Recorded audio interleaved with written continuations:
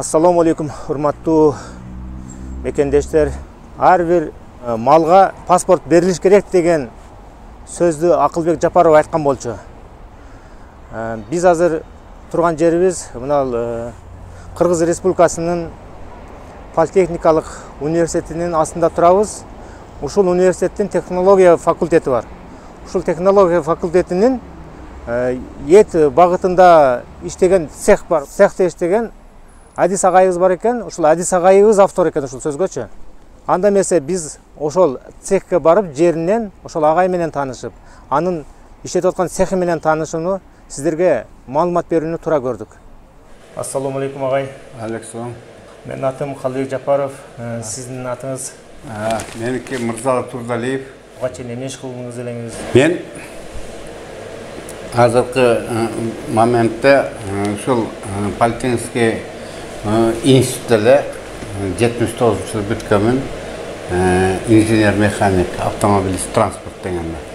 4 министерствонун подсобный хозяйствосын уюштурдук. Андан кийин Айыл чарба институтуна иштеп калдым 90-жылы. Союз таркап кетти. Союздан кийин анан бизнес тарапка өттүк. 93-жылы Катар Доха шаарына кой сатканга пландаштырдык. 94-жылы 5 рейс кылдык. Контрагыбыз бар эле 5000 башка. Ошондо дагы биз өзүбүздүн мына инженерлик кесибибиздин пайдасы чоң тийди. Самолетко проектировка болуп 1000 койгой контейнер жасадым. Салмагы 8 тонна, 7 бөлмөдөн 4 этаждан. Эмне деген самолет эле? Грузовой самолет? Ил-76га. Ил-76га. Бишкектен ташып баштадыңыздар? Бишкектен конструкция кылдык. Испытание кылдым. Анан кийин Ошко барып, Ошко түшүрүп, Оштон Чоңалайдын договор Чоңалайдын коеле, ошого ылайыкташтырып, анан учуп барып Катарга барып сатып келдик. Текшерүү көп болуп калды. Анан тылым жок болуп калды. Мен Минесторгпромнесебинен торговый представитель Дубайда болдум 5 жыл. Куветте мен арабтардын бүт ветеринарный нормалардын требованиясын, бүт маалыматтарын чогултуп келдим. Парижский офистин требованиясы, хас программасын бизге киргенге ошол убакта абдан оңой жол болчу да, мүмкүнчүлүк аябай чоң болчу. Көбүнчө мына айыл чарба немелери, адистери ушуга көп кызыккан жок. Өзлөрү да түшүнгөн жок. Көбүнчө кийин мына буларды түшүнгөнүнө 5-6 жыл болуп калды. Бүт элдерге, бүт бар жана кирип айтып, мындай кылыш керек, андай система карточка түзүп, мындай реестр түзүш керек, мындай кылыш керек десем, но ошол убакта бизе эметкенде Акылбек Жапаров төмөнгөчө элге айтып койбодубу? Паспорт түзүлсүн деп. Чын ошол убакта элдер паспорт алыш кыйналып аткан кез болчу. Элдер көбү натура түшүндүрүп койду. Да, действительно паспорт керек. Паспортты племеннойлорго берсек болот, родословный малдарга берсек болот деп айтса болот эле да. Ошо карточка деп айтам деп, ошентип эмоцияга кирип кетип, паспорт деп алды да. Карантинге кирерде ошондо карточка түзүлөт да. Анан карточканын аркасында реестр түзүлөт. Реестр ветеринарный врач 21 күн ичинде ошо бүт жазып турат. Касы кандай моментте кандай дем алып атат же кандай признактарын жазып турат да. Анан ошондон кийин аягында анан кийин ветеринарный врач малга заключение берет да. Бул карантинде болду деген. Кокустан ошол убакта 3 күндө же 7 күндө оору выявлять этилип калса, ондо уже бракка чыгарат да. Накопительный базадан анан кийин бөлүнөт. Мисалы үчүн семиз эркек мал болобу, кандай болобу, ол неме болса. Анан экспорттун дагы өзүнчө болот, бөлүнөт, 3кө бөлүнөт да. баягы ушуп битини мал кетип карантин кетет, экспортко дагы козулар карантинге кетет. Анан ошонун ичинде мал болуп ичинде неме болуп калса, баягы положениясы менен болуп калса, ол союлганга кетпейт. Союлбайбы? Ал кайка кетет? Ол размножениеге кетет. Төлүшкө элге сатылат да. Кайра элге сатылат? Элге сатылат. Бул боз мал. Бундан неме чыкпай, неме болбойт да, бул убалда. 2015-жылы гана бизде башталды да, неме.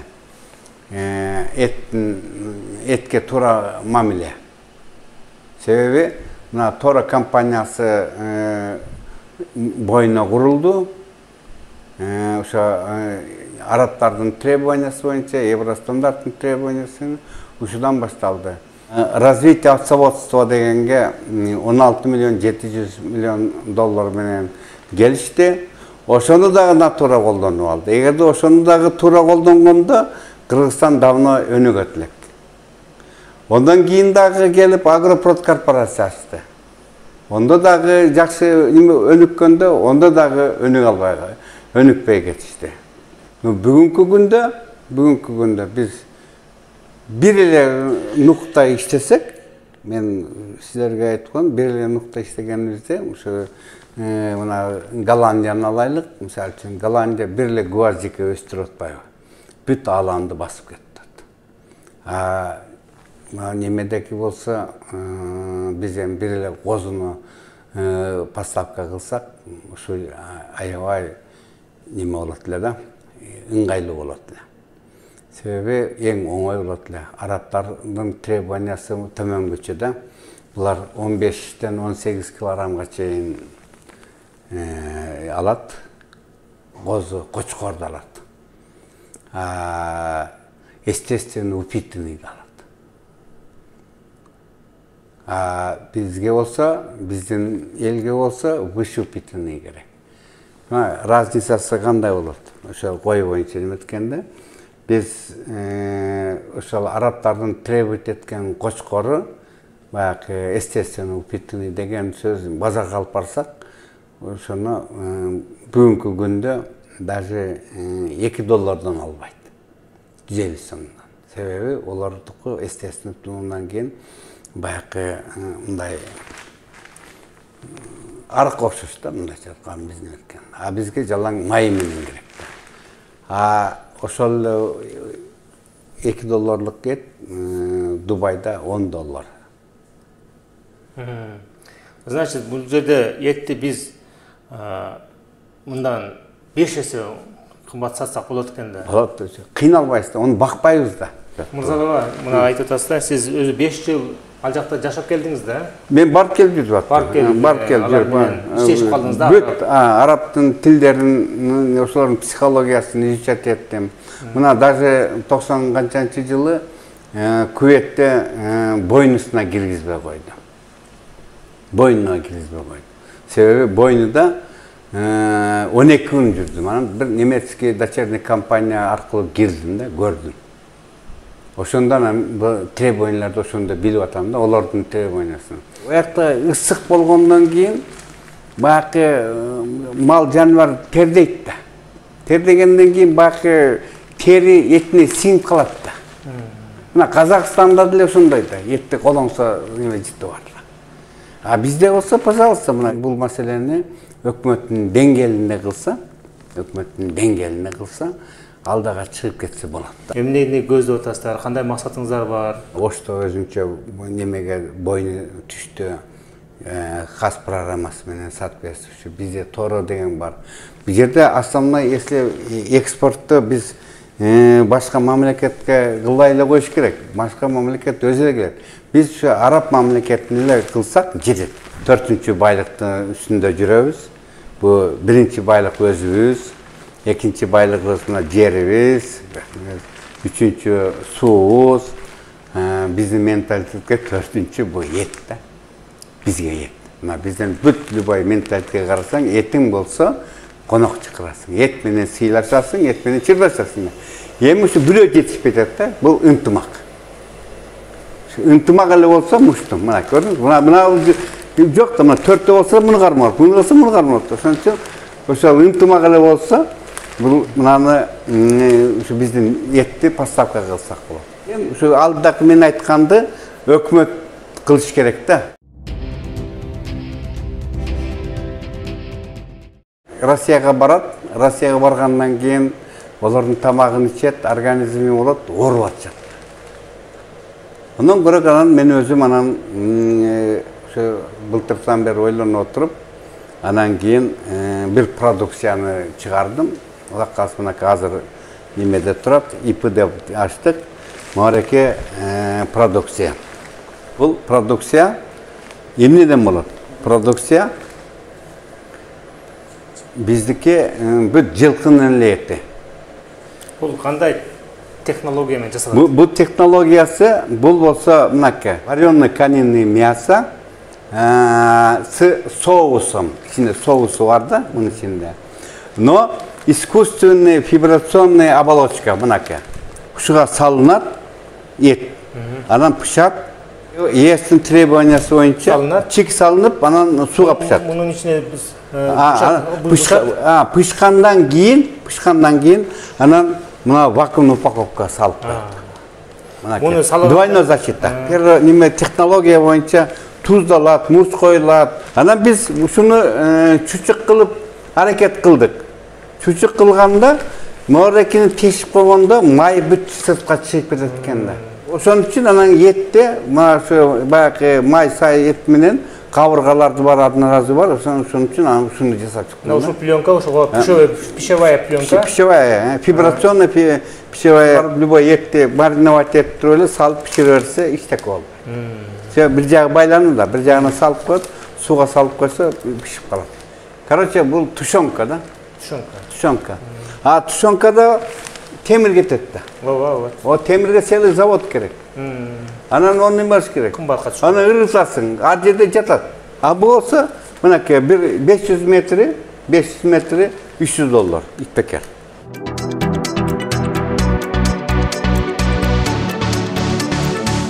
Ген газысы менен чүчүгү бар, ичети бар, анан учасы эле бар да. Жылкыныкы. Мынакей. Özünün içerisine sal. Prezi için bu bütkenden giyin, bunu biz ananda oturup Şokomarovska dediğimiz var. O şoğa koyuyoruz, 15-20 minut. Şokomarovska mı da? Şokomarovska. Hem bulamaz 15-20 minut koyuyorsunuz? 20 minuttan giyin. Moreke çuçuktun, birinci первоначальный kaloriyası muzlatıp koyuyor da. Muz atkandan keyin al demeden Şokomarovskadan çıkkandan keyin siz bunu vakumdap koyuyorsunuz. Vakumdap koyam, anan mорозилке салып koyam, 1 yıl olsa da tura verir. Bu özünde ошо жылкынын içegisine жасалат да? Bu чистый bagı gazısı menen. Gazısı menen. Gazı çuçuk. Bu nasıl çuçuk? Ошону да экспорттойсуздар да? Ушуну да экспорттойбуз. Себеби bizde niçin men bunu Россиялык кыргыздарга берип атам? Потому что bizde daha bir sekreti var da. Morekini alattagı kazanga kaynatat da. Kaynatkanda morekinin çiste bizden bayakı neme şarposu çıkat da. Şarposu çıkkandan etin damı çıkat, anan kamır salıp 5 parmak kıl jegenge. Birinci soyulgandaki sastavda gılat turgan холодильник mına Şokomarovska. Свежий etте gevrekliде akılacak et atpayбы? Мындай эми күн ысыкта болбойт. Аны ошол убакта ушуга салып туруп 20 минут. Салып туруп, анан кайтара холодильникке салып койсоңуз, кадимки сойгондой болуп калат да. Мынакей, мынабу деген тоже учебный болуп кеткен менен мощный коптилка. Мына копченый да. Бул автоклав, бул баягы тушонка стеклянный банкага салган. Банкага салып коюп койсо, ошо банканын ичинен бая пиширип коет да неме. Мынакей, бул деле электрический казан. Мына мисалы үчүн колбасалар болобу, бүт бар жөнү ушуга ийилип байлап коет. Анан ийилип коет. Ушул жерде суу кайнай берет, ушул жерде пишат. Шприц деп коет. Ушул жерде бүт фаршты салып туруп, неме болгондон кийин бул жерде баа сосиска, колбаса ушул жерден өзүнүн немеси насадкалары бар. Моредеки пияз турай турган тоже. айланат, пияз турап берет. Пиязды автоматически турап берет. Салып коет, болды өзү келип майдалап берет. Етти жумшарта турган.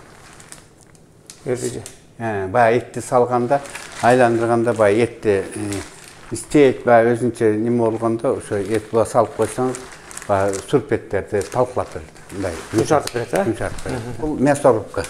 Жөнөкөй эле етти салып коет, ошо неме болуп кете берет да. Баягы фаршка. Фарш чыгарат да. Японский аппарат эң жакшы бул неме?